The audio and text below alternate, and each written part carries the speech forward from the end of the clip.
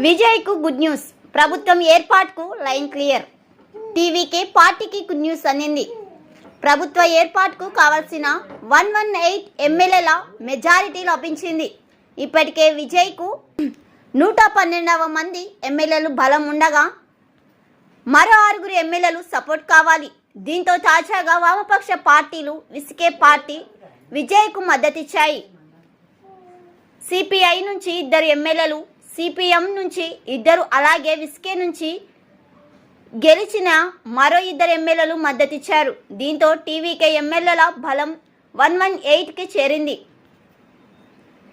అయితే సిపిఐ ప్రధాన కార్యదర్శి రాజాకు కాంగ్రెస్ అధ్యక్షుడు మల్లికార్జున ఖర్గే ఫోన్ చేశారు. టీవీకే పార్టీ ప్రభుత్వానికి ఏర్పాటు చేసేందుకు మద్దతు ఇవ్వాలని కోరారు. అలాగే విసికే అధినేతకు ఆయన కాల్ చేసి విజయ్ ప్రభుత్వ ఏర్పాటుకు సహకరించాలని విజ్ఞప్తి చేశారు.